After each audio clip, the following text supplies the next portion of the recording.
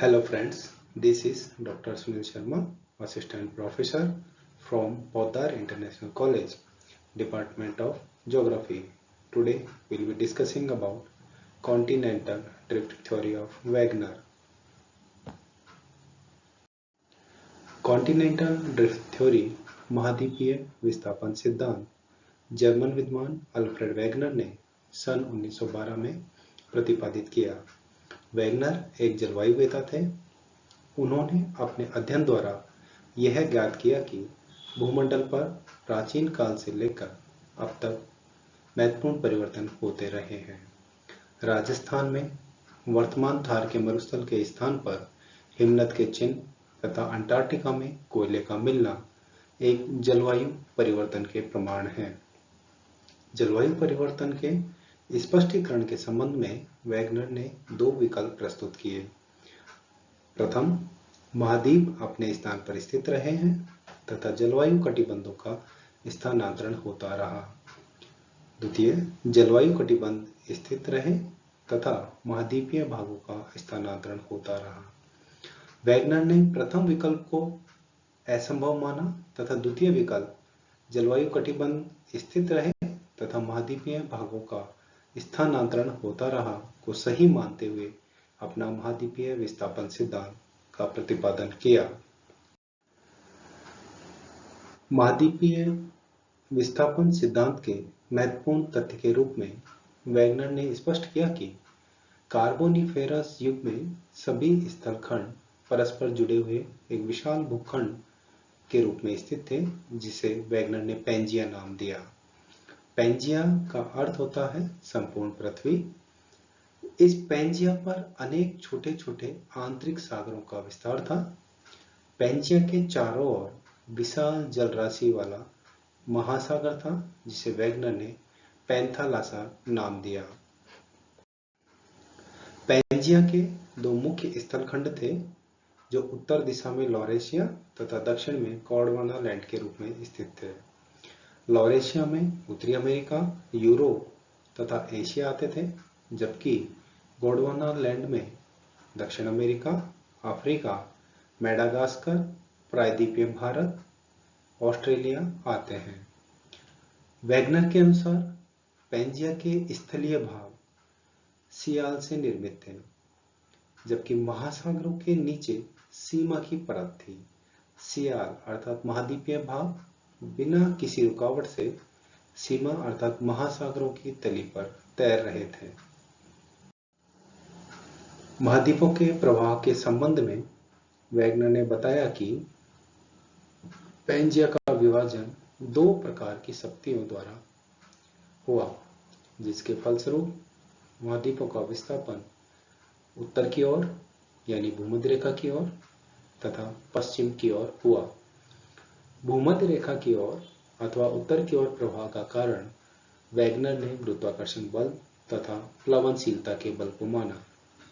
महाद्वीपों के पश्चिम की ओर प्रवाह का कारण सूर्य व चंद्रमा का ज्वारीय बल था।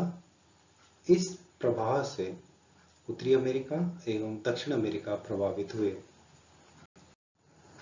वैगनर ने अपने सिद्धांत के समर्थन में कुछ प्रमाण दिए हैं। नंबर 1, वैगनर के अनुसार वर्तमान सभी महाद्वीपों को जोड़कर पैंजिया का रूप दिया जा सकता है। दक्षिण अमेरिका के पूर्वी तट को यदि अफ्रीका महाद्वीप के पश्चिमी तट से मिलाया जाए तो बिल्कुल ठीक बैठता है, जैसा कि चित्र में स्पष्ट है।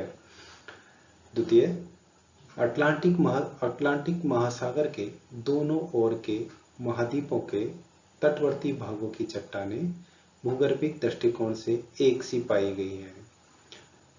थर्ड, अटलांटिक सागर के दोनों तटों की चट्टानों में पाए जाने वाले जीवाश्मों तथा वनस्पतियों के अवशेषों में समानता मिलती है।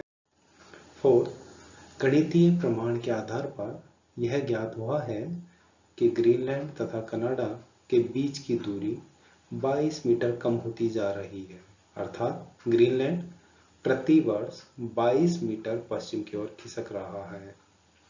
नेक्स्ट, दक्षिण भारत, दक्षिण अफ्रीका, ऑस्ट्रेलिया तथा दक्षिण अमेरिका के कई भागों में हिमानी के चिन्ह आज भी मिलते हैं। कार्बनिक युग में जब ये क्षेत्र पैंजिया के अंश थे, तब इस भाग पर हिमानीकरण का प्रभाव एक साथ हुआ होगा, जैसा कि चित्र में स्पष्ट है। वैगनर के सिद्धांत की कई कारणों से आलोचना की जाती है। 1. आधुनिक शोधों के द्वारा यदि सभी महाद्वीपों को आपस में मिलाया जाए तो उनके जोड़ ठीक नहीं बैठते हैं।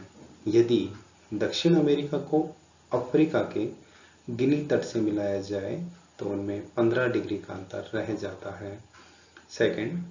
सूर्य और चंद्रमा के ज्वारीय बल के कारण महाद्वीपों का पश्चिम की ओर प्रवाहित होना संभव नहीं, क्योंकि सूर्य व चंद्रमा के वर्तमान ज्वारीय बल का 90 अरब गुना बल महाद्वीपों के विस्थापन के लिए आवश्यक होता है।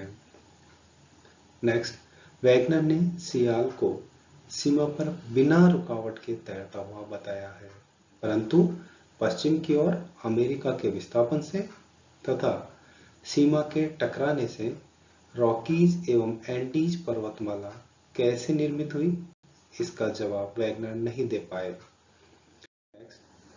महाद्वीपों के भूमध्य रेखा की ओर विस्थापन से महाद्वीपों को भूमध्य रेखा के निकट एकत्रित होना चाहिए, परंतु ऐसा नहीं हुआ। कार्बोनिफेरस युग से पूर्व पैंजिया किस बल द्वारा स्थित रहा, इस दिशा में वैगनर ने प्रकाश नहीं डाला। कुछ आलोचकों का प्रश्न है कि पैंजिया का विघटन पूरा जीवकल्प में ही क्यों हुआ, इसके पूर्व या बाद में क्यों नहीं। थैंक्स।